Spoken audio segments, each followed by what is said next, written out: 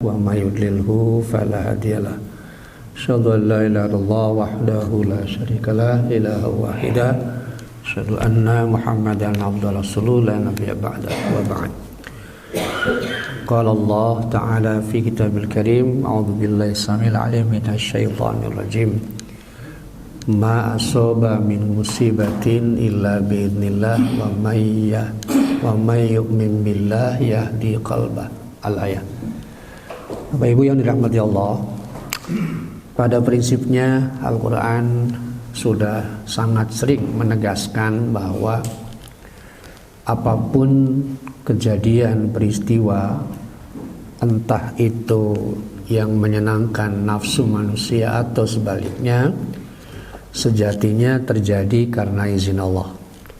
Bahkan dalam ayat lain dikatakan jatuhnya daun pun karena sepengetahuan dan izin Allah. Jadi konsep biidznillah dalam pandangan seorang mukmin mutlak harus dipahami sehingga akan melahirkan sikap yang tepat, benar pada saat menghadapi peristiwa itu. Karena itu prinsip ini menjadi bagian dari akidah ya. Pagi ini kita akan melanjutkan perjalanan hidup setiap manusia yang kali ini sudah memasuki pembahasan tentang pasca kematian. Sebelum kita memasuki alam barzah, kita masih sedikit dulu berkaitan dengan bagaimana menyikapi kematian orang-orang yang kita cintai. Ada istilah yang disebut dengan berkabung. Nah, prinsip umum berkabung merujuk pada Al-Baqarah ini, Pak ya. Kita coba bahas pagi ini. Disebutkan di dalam Al-Baqarah yang sudah sangat dikenal ayatnya mengenai musibah. 155 menegaskan tentang apa saja gambaran yang dialami setiap orang terkait dengan musibah. Pada prinsipnya Al-Quran hadis atau sabda Rasulullah SAW mengingatkan bahwa ma yazalul bala'u, yang namanya musibah apapun itu tadi, entah yang menyenangkan atau sebaliknya, tidak akan pernah berhenti. Maka hadis menyebutnya ma yazalul bala'u, bahwa ujian-ujian berbagai tempaan itu tidak akan pernah berhenti. Sehingga ketika ungkapan itu disampaikan oleh beliau, seseorang bertanya, sampai kapan ya Rasulullah bahwa al-bala'u itu akan terjadi dalam kehidupan manusia? Hatta yalqauni, sampai kalian menemuiku di surga. Ungkapan ini menunjukkan sepanjang hidup tidak akan pernah selesai dengan luka ya, dengan susah payah, yang saya kira ayat-ayatnya sudah sering kita kutip ya. Ada di surat Al-Balad, di mana kita pasti mengalami fi kabad. Ada di surat lain Al-Infitor misalnya ya, yang berkaitan dengan kelelahan dan keletihan. Jadi tidak perlu aneh. Namun yang perlu dipahami kembali ke tadi, balaun, ujian itu apa? Nah, kalau kita lihat Al-Quran bersama dengan musibah sebetulnya. Ada hasanan, ada sayyi'an.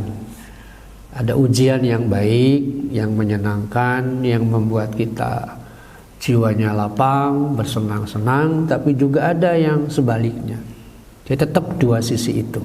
Nah, sekarang yang kita munculkan adalah bagaimana menyikapi balaun, ujian yang sifatnya tidak nyaman, atau istilah lain ad-darra'u, sesuatu yang sempit atau derita. Ayat ini salah satu terapi hati ya. Bagaimana ketika menghadapi musibah yang disebutkan oleh ayat 155-nya, berurutan dari takut, kelaparan, kematian, kekurangan harta dan sebagainya, maka Allah memberi satu terapi ruhaninya lewat ucapan. Alladzina idza asobathum musibah qalu. Jika kita perhatikan, ayat ini unik menggunakan pola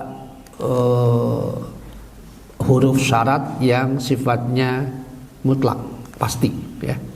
Seperti yang pernah kita ulas ya. Dalam pembahasan tafsir, biasanya pembahasan kata iza itu digali sedemikian rupa. Karena di dalam Quran ada 3 huruf yang digunakan untuk menggambarkan peristiwa yang akan terjadi. Seandainya, apabila, kalau, ketika, dan seterusnya. Yang pertama iza, yang kedua in, yang ketiga lau. Ketiga huruf ini pengertiannya sama, bila, jika, seandainya, kalau, tetapi penekanan mengenai kepastiannya berbeda. Kalau iza itu bersifat pasti, tidak bisa tidak. Itu merujuk pada begitu banyak ayat yang menegaskan masalah itu. Yang kedua, ini kesimpulan ulama ya, kesimpulan ulama tafsir. Yang kedua adalah in. Jika peristiwa yang akan terjadi itu bersifat mungkin, maka pakai in. Dan sebaliknya, jika peristiwa itu tidak mungkin dihindari, tidak mungkin diabaikan, maka Allah menggunakan kata lau alias mustahil, lawan dari idza. Nah, setiap peristiwa yang bersifat pasti, meskipun kita tidak tahu tentang waktunya, tentang arahnya, tentang bentuknya, maka Allah menggunakan kata idza. Itulah sebabnya kata kuncinya, setiap ayat yang bicara tentang kematian pakai idza. Setiap ayat yang berbicara tentang kiamat pakai idza. Maka kesimpulannya, sesuatu yang akan terjadi dan bersifat pasti pakai idza. Idza jaa ajaluha, idza zulzilatil ardu. Yang paling sering idza syamsu kuwirat, idza sama'u, dan seterusnya. Itu. Dengan demikian, ketika Allah mengatakan alladzina idza asobathum musibah tadi, selama hidup di dunia yang namanya musibah asobathum, akan menimpa mereka. Itu tadi, baik bahasa surat Al-Anbiya, baik bil khairi maupun wasyarri, yang menyenangkan atau sebaliknya. Nah, di sini ayat yang Allah tetapkan bagaimana respon kita terhadap musibah, semuanya sebelumnya tadi ya 155 adalah yang tidak menyenangkan. Maka ucapannya kembalikan, inna, sesungguhnya kita ini lillah, milik Allah, wa inna, dan sesungguhnya kita ilaihi, kepada Dia roji'un, menjadi orang-orang yang kembali. Jadi lewat ayat ini Allah mendidik kita untuk bersikap sabar, ridho menerima. Ridho itu tidak berarti orang yang ridho tidak luka hatinya, tidak sedih, tidak menangis. Tidak, tetap ridho itu tetap nuansa batinnya, ada kesedihan, ada tangisan bahkan. Tetapi hati-hati, tangisan itu kemudian mengekspresikan yang berlebihan, itu berarti ridhonya hilang. Istirja adalah cara untuk membentuk sabar dan ridho.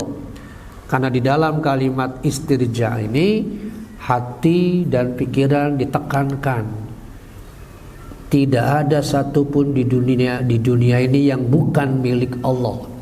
Makanya kalimatnya lillah, inna lillah. Kita ini milik Allah, apapun yang kita miliki milik Dia, kita kira-kira. Atau bisa juga dengan memperbanyak doa yang kemarin sudah kita ulas ya. Nah, hadis ini berkaitan dengan kritik Rasulullah SAW terhadap seorang ibu.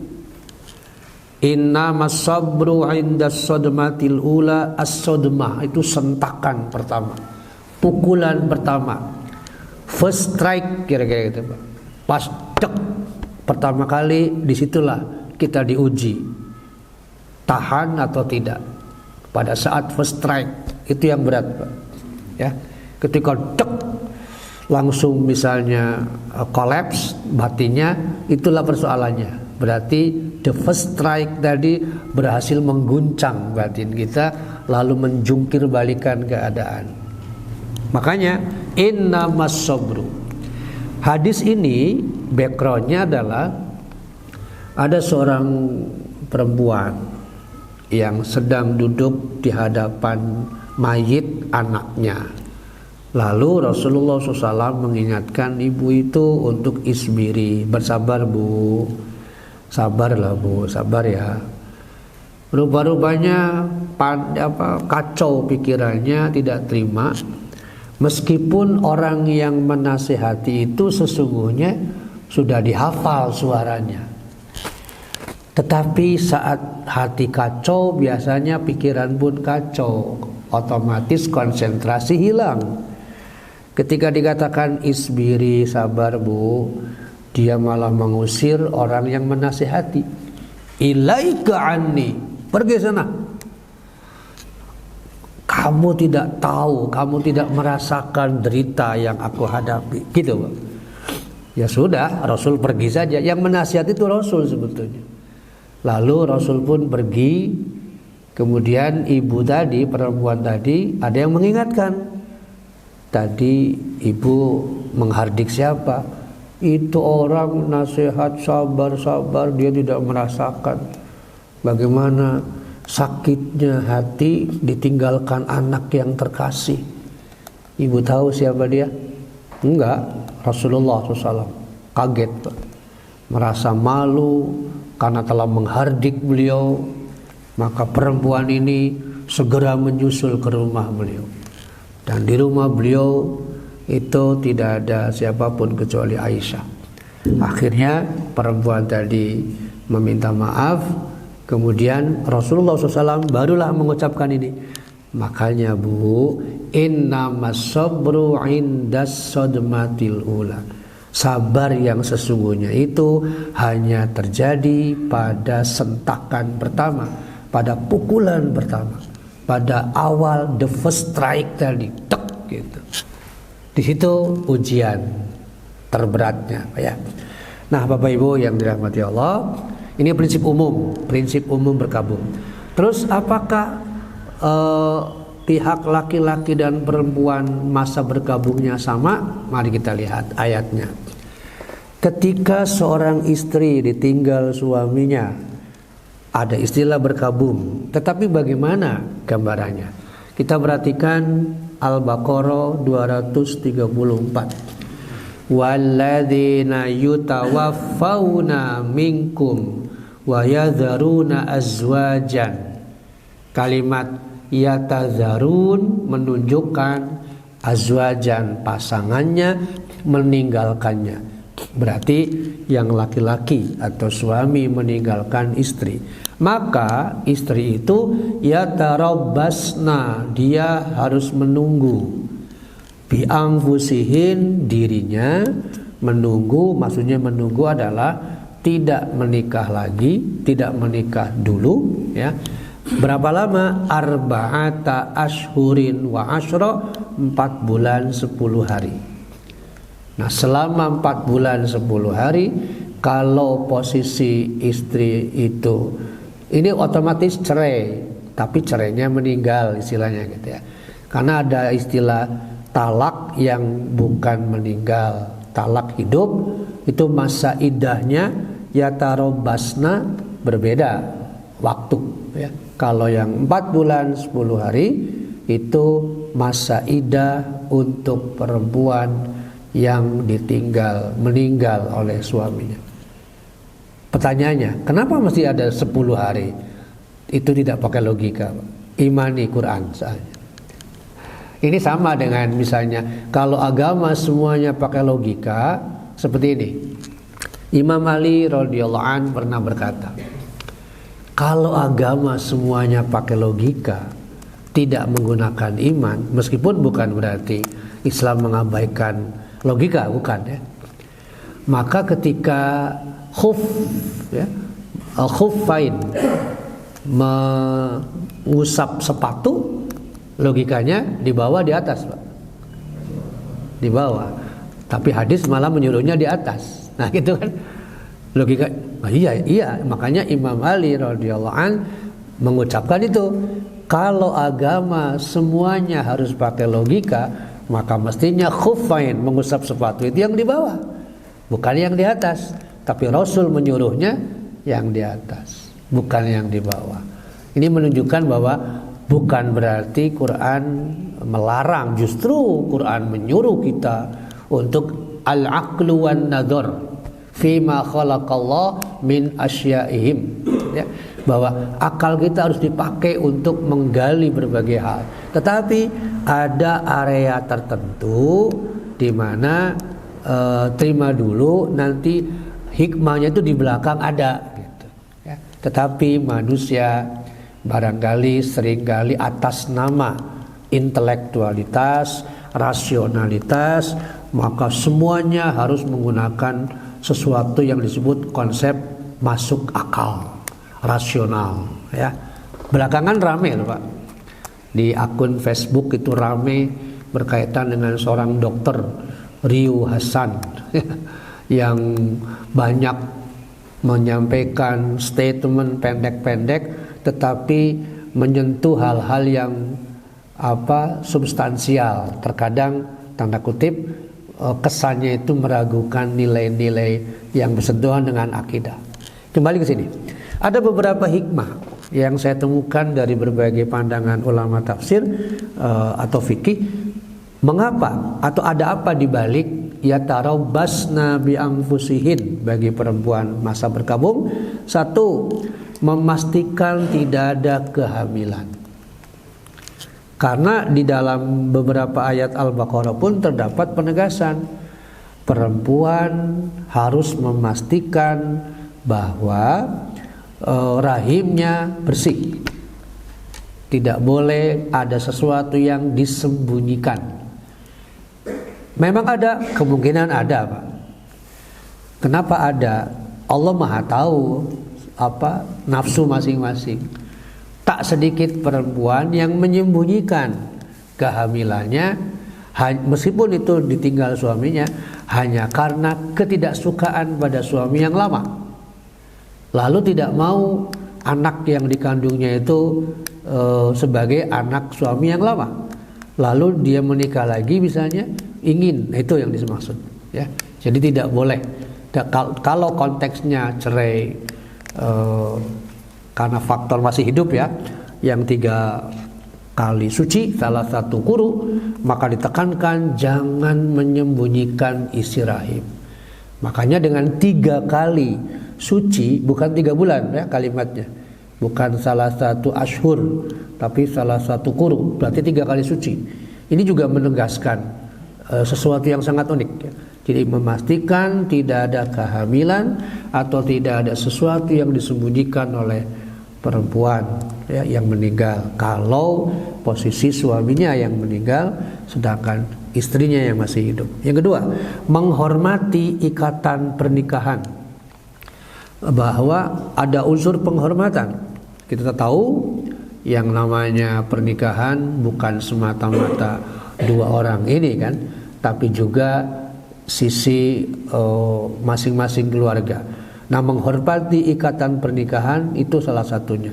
Tunggu dululah sampai selesai sebagaimana aturan yang ada. Yang ketiga, masa penyembuhan psikologis, ini yang paling lama biasanya. Penyembuhan psikologis dari masa yang sebelumnya penuh dengan kenyamanan, tiba-tiba terguncang oleh sesuatu yang seringkali membuat masalah secara kejiwaan, maka recovery itu Allah tetapkan sampai berbulan-bulan tadi, ya. Itu penegasan. Jadi recovery ini menjadi penting karena biasanya ada traumatik yang bisa menimbulkan seseorang malah melakukan hal-hal yang tak pantas ya dilakukan. Itu poin pertama tentang berkabungnya waktu berkabung bagi seorang istri.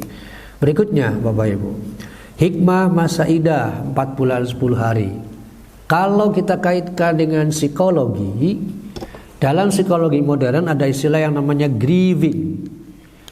Proses berduka, memerlukan waktu. Kenapa? Karena sikap acceptance, menerima realitas, itu tidak mudah. Jangankan meninggal tadi ya, seseorang lelaki termasuk pada saat mengalami katakanlah sesuatu yang hilangnya sesuatu yang disukai, kan sama Pak, sikap menerimanya juga tidak mudah. Sebut saja kita menyebutnya kekuasaan, kenyamanan, biasa menjabat dengan penghormatan yang begitu banyak, fasilitas dan sebagainya, tiba-tiba hilang aja Pak. Biasanya akseptansi, penerimaannya tidak mudah. Maka muncul istilah post power syndrome. Apalagi perempuan tadi, di mana punggung ya, punggung nafkahnya tiba-tiba hilang, tiba-tiba berhenti aliran dana misalnya, pasti kaitannya ke sana. Nanti bayangan-bayangan bagaimana tentang nafkah, bagaimana itu akan membuat proses grieving sangat lama. Karena grieving ini tujuannya memunculkan sikap ridho. Ridho itu bahasa Inggrisnya acceptance, menerima. Itu tidak mudah. Inilah makanya betapa Quran menjelaskannya sampai berbulan-bulan. Hampir ya berarti sepertiga sendiri kan dari selama setahun ya, kurang lebih 4 bulan. Syariat telah menetapkan masa minimal. Jadi 4 bulan 10 hari itu masa minimal untuk membantu proses grieving tadi, supaya memunculkan sikap menerima. Meskipun setiap orang dapat memiliki ritme emosional yang berbeda-beda, tapi Quran menggunakan konsep minimalnya. Di sisi lain, Quran Allah Maha tahu bahwa setiap orang kemampuan mengendalikan emosinya, regulasi emosinya berbeda-beda. Baik, nah bagaimana tindakan perempuan selama 4 bulan 10 hari tadi, mana yang haram, mana yang halal, diperkuat oleh hadis ini. Ummu Habibah itu anak dari Abu Sufyan ya. La yahillu li imra'atin tu'minu billahi wal yaumil akhir. Menarik juga karena hadis ini mengaitkan larangan dengan iman kepada Allah dan hari akhir. Saya kira sangat sering para bapak ya, hadis semacam ini. Man kana tu'minu bil mayu'minu billah dan seterusnya, itu sangat sering dalam konteks akhlak ya. Ada 3 tidak halal berarti dilarang bagi perempuan yang beriman dan kepada Allah dan hari akhir, berkaitan dengan masa idah tadi, yakni antuhidda ala mayyitin fauqa salas, di atas 3 hal. 1, illa ala zauj, atas kematian suaminya. Jadi menggambarkan bahwa berkabungnya itu dilarang di atas 4 bulan 10 hari. Ini menegaskan apa yang disebutkan oleh ayat tadi Al-Quran ya. Jadi penegasannya seperti itu para bapak. Lantas selama 4 bulan 10 hari, mana yang boleh, mana yang tidak, kita lihat. Mayoritas fuqaha ya, para pakar hukum menjelaskan bahwa selama ihdad alias menunggu, iddah juga bisa, kadang-kadang menggunakan namanya ajalin musamman ya, sampai ajalnya. Jadi kata ajal itu tidak semuanya berkaitan dengan kematian. Ada juga ajal dalam konteks masa iddah menunggu tadi. Larangan-larangan parfum, perhiasan, pakaian yang menjadi perhiasan tabaruj dilarang, kosmetik yang berlebihan. Kenapa? Karena ini berkaitan dengan hal-hal yang justru menghilangkan kesan sedih, menghilangkan kesan berkabungnya. Kenapa? Karena nanti akan menarik jenis kelamin lain, dalam hal ini laki-laki lain, untuk segera menikahinya. Kalau terjadi akad nikah pada masa yang disebut iddah tadi, itu haram. Jatuhnya bisa tidak sah. Ini penegasannya. Karena itu penegasannya, mengapa tahan dulu sebelum 4 bulan 10 hari, jangan sebelum selesai itu dilarang melakukan hal-hal yang tadi. Ini betul-betul jelas Pak aturannya. Namun apakah kemudian semua perempuan muslimah melakukannya? Tidak juga. Karena tadi lagi-lagi pada persoalan ketaatan, ya. Tidak sedikit dari mereka yang kemudian menabrak larangan ini. Kalau menabrak larangan ini, maka disebutnya faqad zolama, dia sudah melakukan kezaliman. Fakta di lapangan sosial begitu, Pak. Ya, tidak sedikit kasus di mana perempuan yang dicerai atau cerainya karena masih hidup atau meninggal, itu sebelum masa waktunya selesai langsung dia melakukan itu. Itu yang tidak boleh, ya. Itu terkait dengan berkabung. Tujuannya bukan untuk menyiksa, melainkan menunjukkan bahwa ia sedang berada dalam masa berkabung. Sekaligus tadi menjaga banyak hal yang berkaitan dengan dirinya, kehormatannya. Namun dalam pengertian yang lain, untuk kebersihan dan sebagainya, tetap dibolehkan. Yang perlu dipahami itu hal-hal yang berkaitan dengan tabaruj tadi, ya, dalam rangka menarik hati jenis kelamin lain. Lantas bagaimana dengan kalau yang meninggalnya istri atau suami yang berduka atau berkabung? Ada perbedaan. Mari kita lihat gambarannya, ya.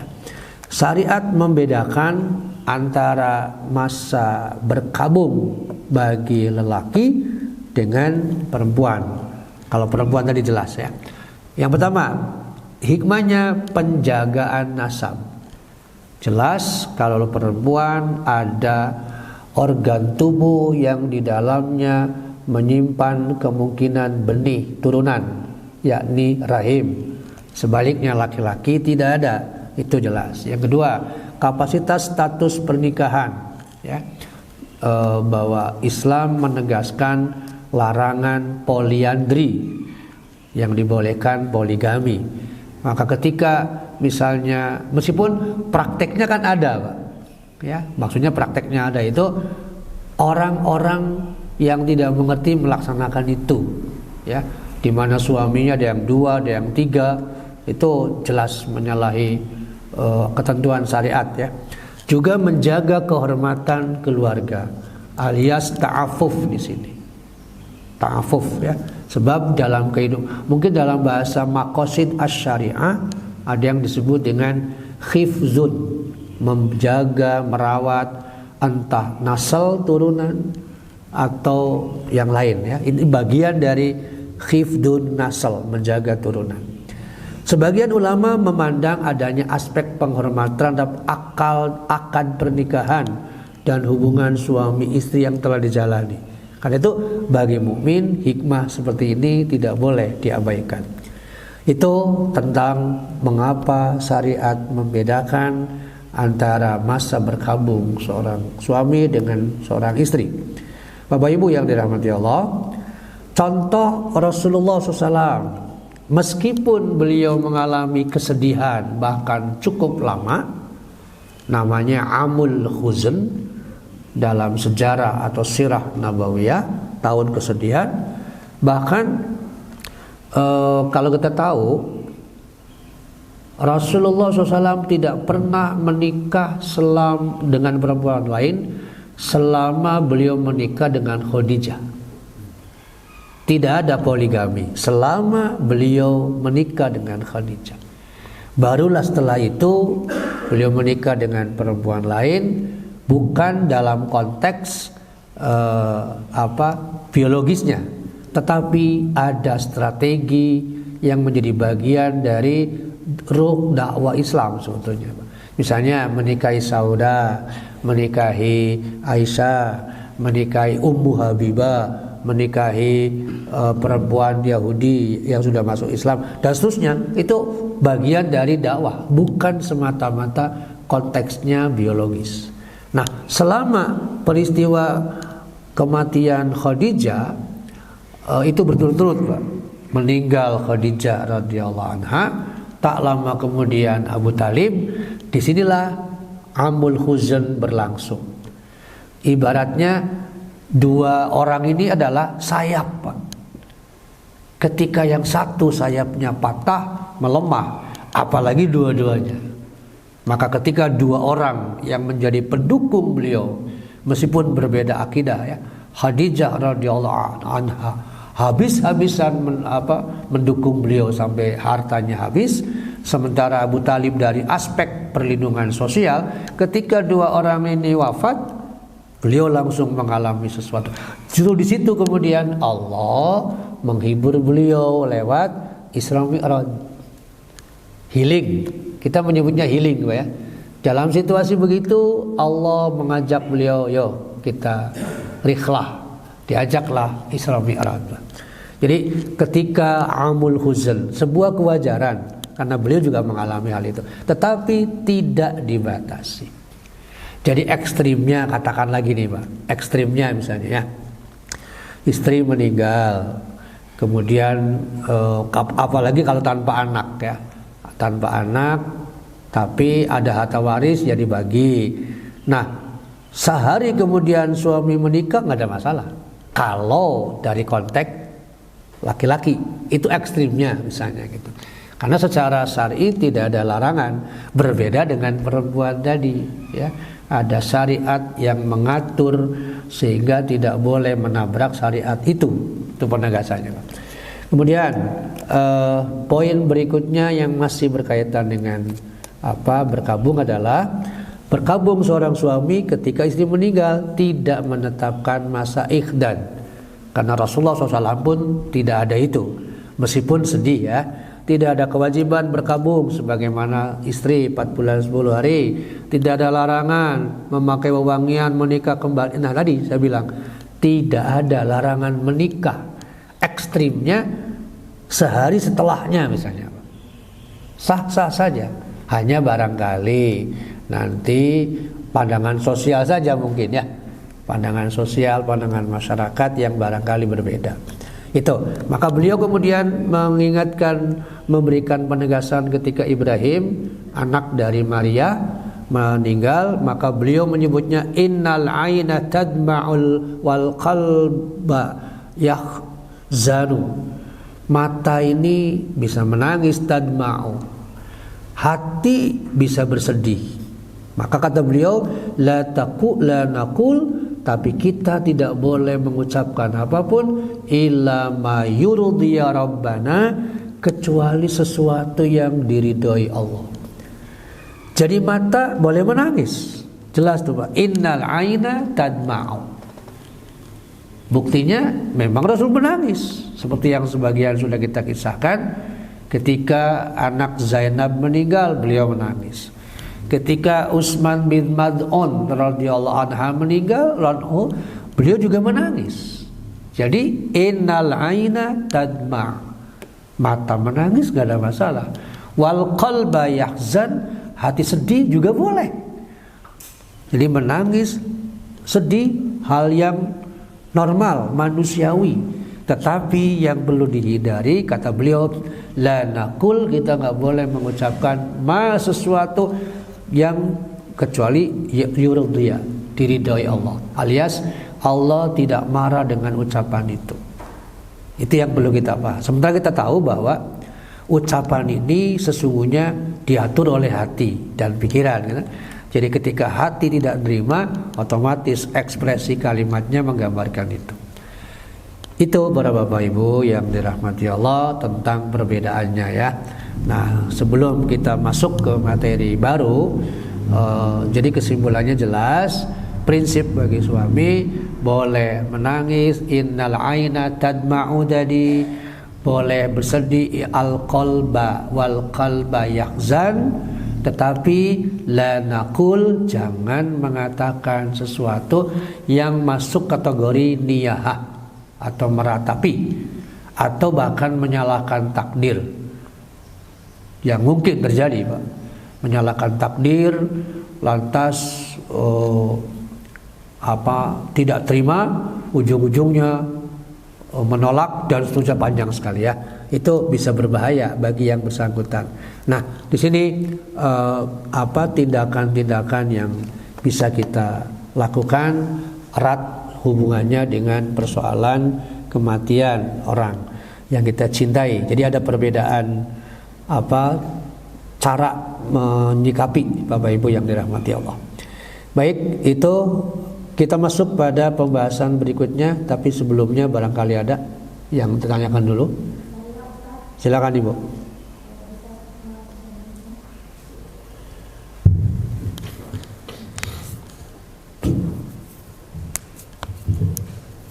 Bismillah.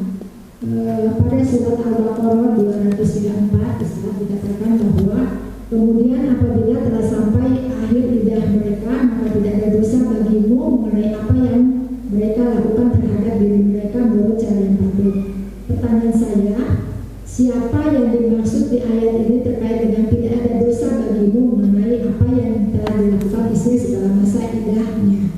Apakah yang dimaksud suami yang sudah meninggal ini akan mendapatkan dosa karena perbuatan istri sebelum berakhir masa iddah mereka? Jadi maksudnya kalau sebelum berakhir masa iddah terus ada perbuatan istri, apakah yang dimaksud di sini adalah suami yang sudah meninggal akan mendapatkan dosa? Demikian Ustaz. Oke, kalau perlu dilihat teksnya Ibu.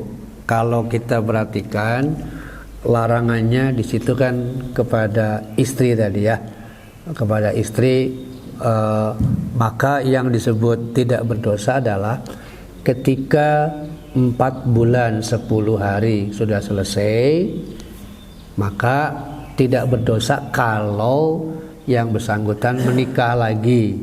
Misalnya tadi kalau suaminya meninggal, kemudian selesai masa idahnya, nah yang disebut fala itsma alaih, tidak berdosa itu pastikan dulu masa idahnya. Kalau kalau cerai masih hidup, pastikan 3 kali suci, beres itu baru boleh. Kalimatnya soalnya sama Bu, antara dicerai ketika masih hidup tetap tidak berdosa kalau sudah menyelesaikan masa iddah. Jadi prinsipnya yang dimaksud adalah kepada perempuan ya, fala itsma alai ditujukan kepada perempuan. Yang perlu dipastikan adalah waktunya dulu. Makanya dihitung dari kematian misalnya suami atau dari perceraian dengan suami kalau masih hidup ya. Karena dua sisi ini sama-sama masa iddah. Yang satu masa iddah karena perceraian, yang satu masa iddah karena meninggal. Itu ringkasnya begitu kira-kira.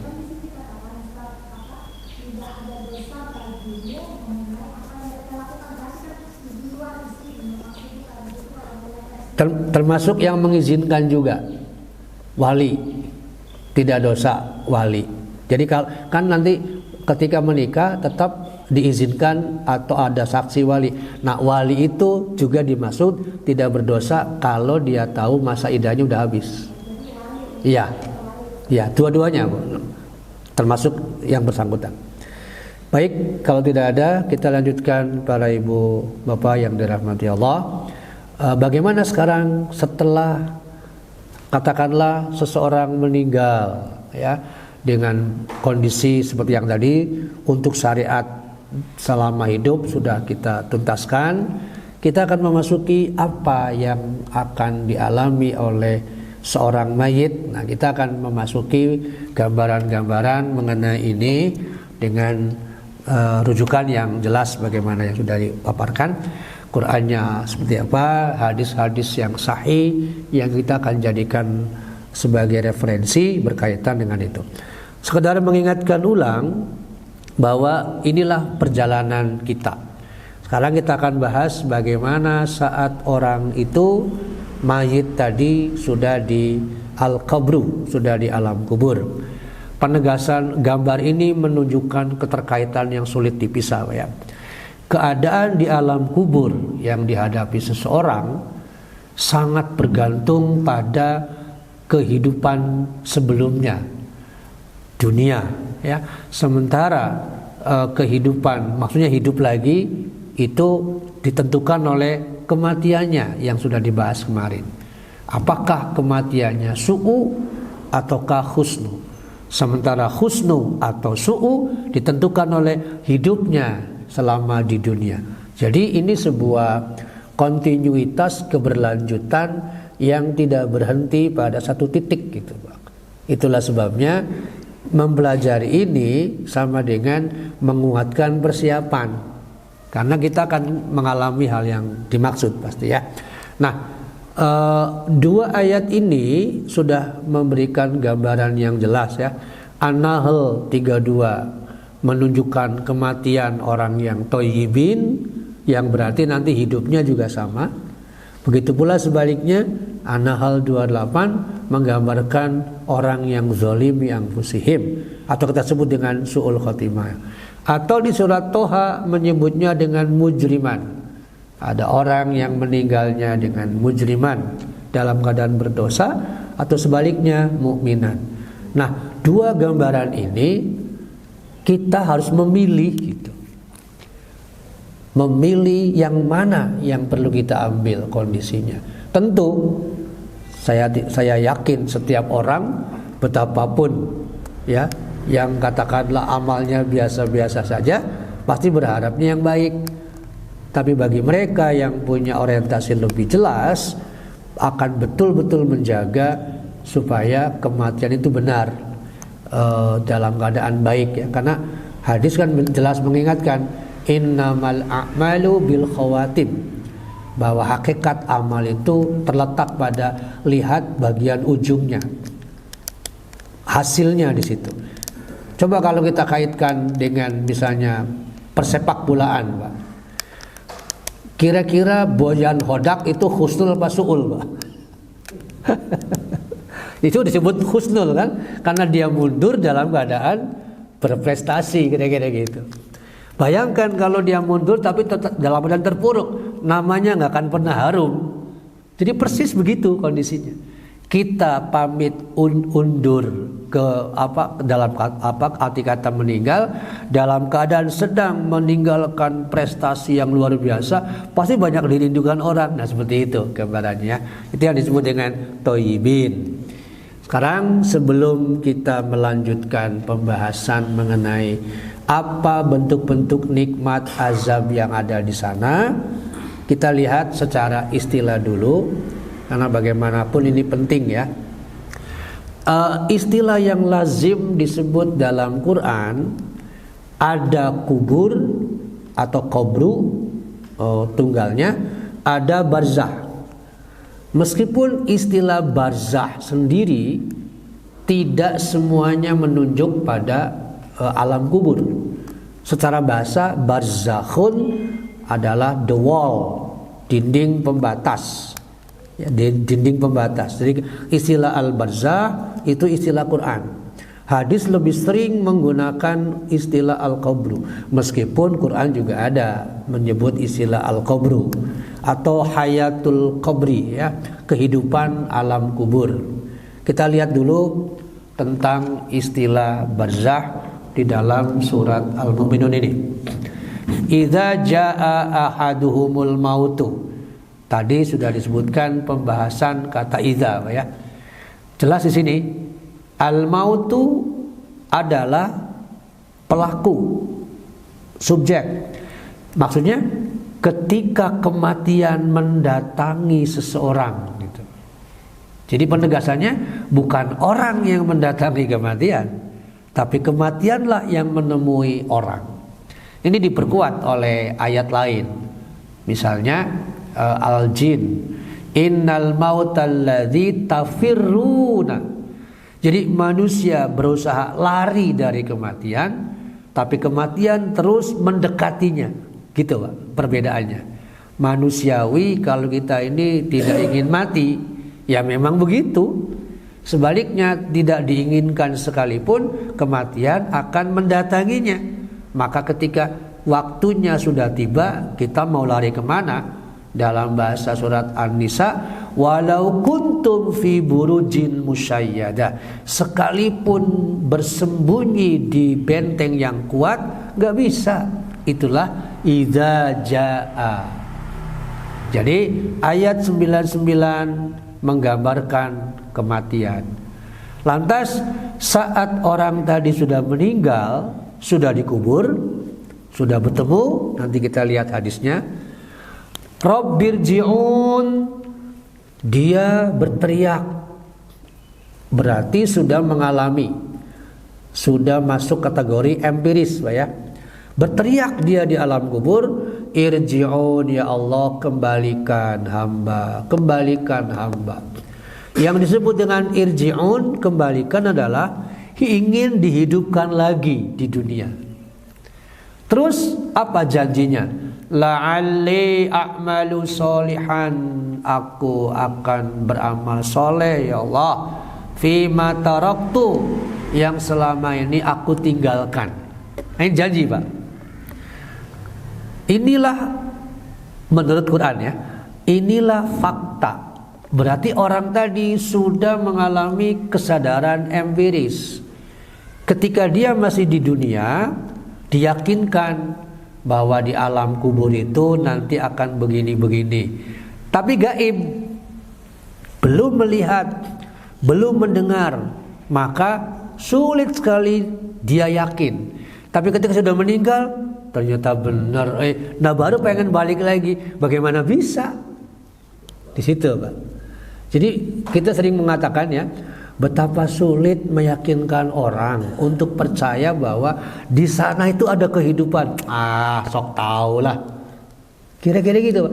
Nah ini di tengah-tengah kafirin Quraisy waktu itu yang belum pernah kenal sama sekali apa yang namanya alam kubur, tiba-tiba diyakinkan, sementara pikirannya, hatinya sudah dikuasai oleh gaya hidup kapitalis, semuanya serba materi. Sulit sekali Pak, Masya Allah.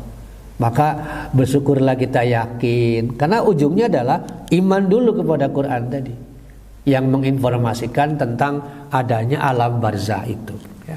Jadi setidaknya ada 3 ayat Pak.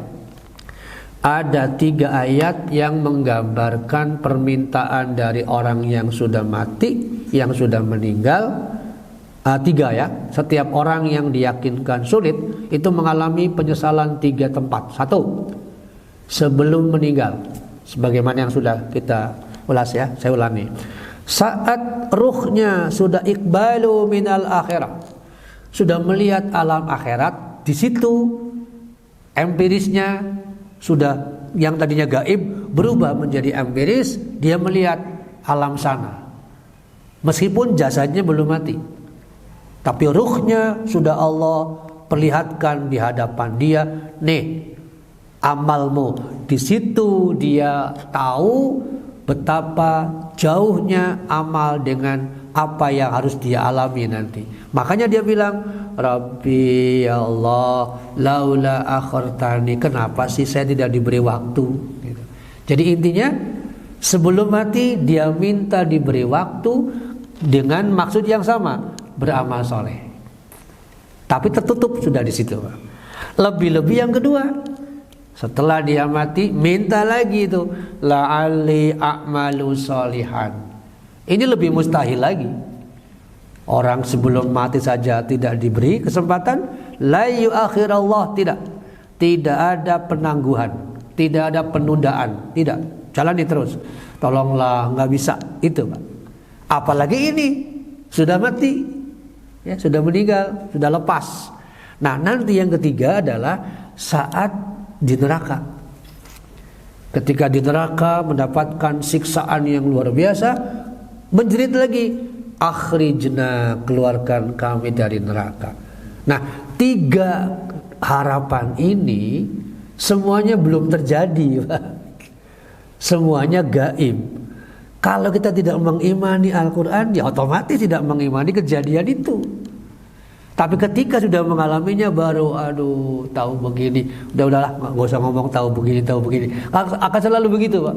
Kalau tahu begini kemarin sudah, nggak usah ngomong, udahlah. Toh sudah diyakinkan berulang-ulang, nggak percaya. Di sini para Bapak Ibu, kita bersyukur mengimani persoalan ini, karena memang ini sulit pakai logika gitu ya. Itu tentang gambaran. Jadi Bapak Ibu bisa bayangkan ya, kalau yang mengalaminya itu adalah para slanker, mungkin kalimatnya diubah, Pak. Balikin, balikin gitu. Akan menggunakan gaya dia gitu. Memohon kepada Allah, ya Allah balikin gitu. Apa kata Allah mendengar permintaan tadi? Kalla, nggak usah, jangan, biarkan saja dia. Innaha kalimatun huwa qailuha, itu omong kosong saja gitu. Jadi kalimat ini menggambarkan hardikan Allah. Innaha kalimatun huwa qailuha, itu hanya ucapan orang yang omong kosong, tidak usah didengar, kata Allah. Maka mewaraihim, di belakang mereka barzakhun, ada dinding pembatas. Begitu pula di depan, ila yaumi yub'atsun, sampai hari kiamat.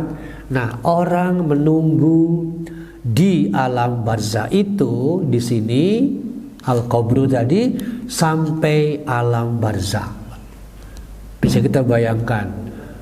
Ini belum menggambarkan apa saja kondisi azabnya, apa saja kenikmatannya dan sebagainya ya, insyaallah kita akan lanjutkan nanti. Tapi yang pasti begitulah, Pak. Jadi surat Al-Mu'minun menunjukkan barzahnya berkaitan dengan alam tadi. Adapun kalau di surat Al-Furqan dan Ar-Rahman, ini barzahnya beda. Kalau barzah di Al-Furqan dan Ar-Rahman itu barzahnya berupa batas di dunia ya. Dalam arti kata pengertiannya pembatas, partisi lah, semacam begitu. Misalnya Al-Furqan menggambarkan salah satu mukjizat yang Allah turunkan, yakni berupa Al-Bahrain. Mungkin Bapak kenal di Laut Mediterania ya, di mana ada dua air yang berbeda warna, yang satu tidak bisa, disebutnya la yabghiyan, istilahnya Pak, la yabghiyan, yang saling bertemu, tapi yang air warna lebih pekat tidak melewati air yang warna sebaliknya. Begitu pula sebaliknya, Pak. Pertanyaannya, ada apa itu?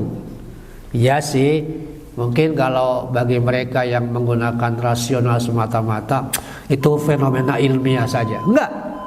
Iya, apa sebabnya? Kok bisa tidak saling melewati? Itu, Pak. Itu bagian dari ayat ini, Al-Furqan maupun Ar-Rahman. Marajal bahraini yaltaqiyan, di mana dua air laut tadi saling bertemu, tetapi la yabghiyan, satu dengan lainnya ada barzakhun yang tak terlihat dan tidak bisa dilewati oleh mereka. Padahal tidak ada batako atau ada materi, tidak ada. Inilah barzah. Jadi dari 3 kali sebutan barzah, hanya sekali yang berkaitan dengan alam sana, dan 2 kali barzah berkaitan dengan fenomena di dunia, yakni mengenai kekuasaan Allah tadi. Nah, nanti istilah yang populer adalah kubur. Ini akan kita ulas lebih lanjut nanti. Ada bentuk jamak kuburun, al-kubur dalam Quran disebut 5 kali. Ada tunggal qabru atau qabri, ada juga berbentuk kata kerja akbarohu.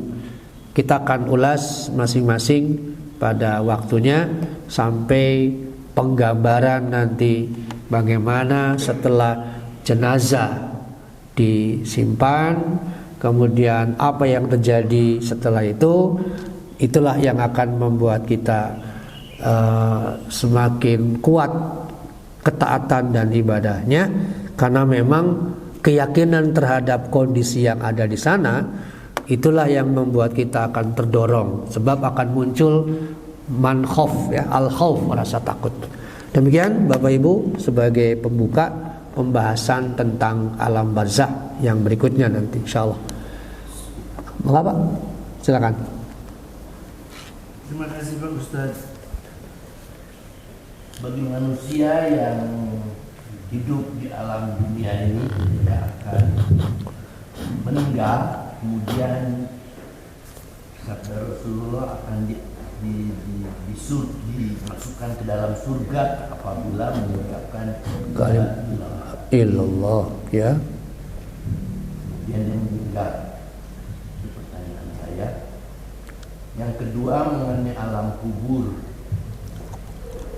Apakah dalam alam kubur itu sebagai empiris dia mengalami masa-masa ketika dia perjalanannya di dalam hidupnya, masa anak-anak, masa dewasa, masa lansia, di mana masa lansia itu dihadapkan kepada kondisi tidak akan tidak akan berdosa apabila melakukan sesuatu yang tidak dia sadari, seperti pikun, Alzheimer, dan seterusnya, apa ya? sebagainya. Dan yang ketiga mengenai alam setelah kiamat, di mana hanya dalam alam kiamat sajalah manusia menerima keadilan yang sebenarnya. Tapi selama masa alam barzakh ataupun alam kubur itu empirisnya sesuai dengan masing-masing per individu yang korup lalu diberi ganjaran dalam alam kubur, yang baik akan mengalami kebahagiaan dan seterusnya. Terima kasih. Baik, poin pertama mengenai kalimat akhir.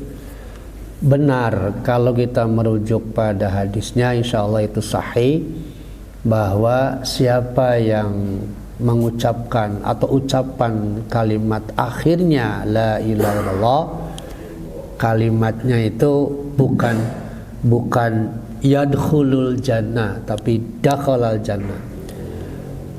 Persoalan terpentingnya adalah apakah ucapan la ilaha illallah oleh seseorang itu pekerjaan lisan? Bukan pekerjaan lisan, tapi pekerjaan roh. Maksudnya tidak semudah itu mengucapkan la ilaha illallah sementara yang bersangkutan selama ini gak pernah rohnya berlatih mengucapkan itu. Maksud saya, kalau orang menggampangkan, tar aja saya ngapalin la ilaha illallah, nanti tinggal diapalin aja, tinggal dibaca. Pada saat saya sakaratul maut, nanti saya pesan kepada anak, tolong tuliskan la ilaha illallah, nanti saya baca. Nggak semudah itu gitu. Karena ada hubungannya dengan tracing sekarang. Ruh kita sudah terbiasa mengucapkan itu, entah mendengar azan, entah di dalam sholat.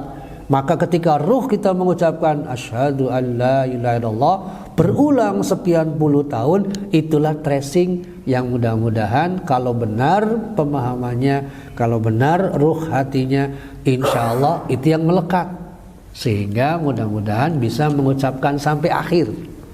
Tapi tetap dijaga gitu. Itu yang pertama. Jadi jaminan jelas dakhalal jannah, karena masuk kategori mukminan, mayyatihi mukminan, mendatangi Allah dalam keadaan tetap beriman tadi. Untuk poin kedua lebih rinci nanti pada pembahasan berikutnya, tapi sebagai pengantar saja bahwa apakah dalam kehidupan di alam barzakh dan seterusnya ada kondisi seperti di dunia, yakni siklus? Nggak ada. Siklusnya itu sudah berhenti kan, terkait dengan anak, remaja, dewasa, tua lagi, itu udah nggak ada. Kenapa? Ya tadi itu berlaku selama di dunia. Terus bagaimana kehidupan berikutnya? Nanti kita lihat pembahasannya. Karena ini mengenai apakah di alam barzah itu bersifat fisik atau psikis atau keduanya, itu khilaf di antara ulama banyak tuh Pak. Yang pasti wilayah ini perlu kita memahaminya dengan bijak ya. Nanti ada dalilnya seperti apa, meskipun tidak terlepas dari sisi khilaf di antara ulama, khususnya mengenai tadi apakah fisiknya ataukah dua-duanya ataukah psikisnya, ruhnya ya.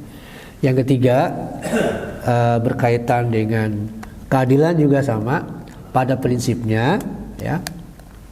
Setelah nanti kiamat terjadi, nah ketika kita membahas kiamat akan dibahas mengenai tiupan Pak. Asur, nufikha fisur, tiupan sangkakala, itu tiupannya yang paling banyak jumhur ulama menyebutnya nafkhatain, 2 kali tiupan. Nah tiupan pertama dengan tiupan kedua itu menggambarkan suasana yang berbeda terkait dengan masalah keadilan, hisab. Yang pasti disebut keadilan karena Allah memutuskan seseorang itu di mana dan bagaimana hasil akhirnya, penentunya ada pada data. Data itu mengacu pada buku yang nanti kita lihat, di mana setiap individu memiliki buku catatan sendiri. Nah, buku itulah yang nanti menjadi acuan amal.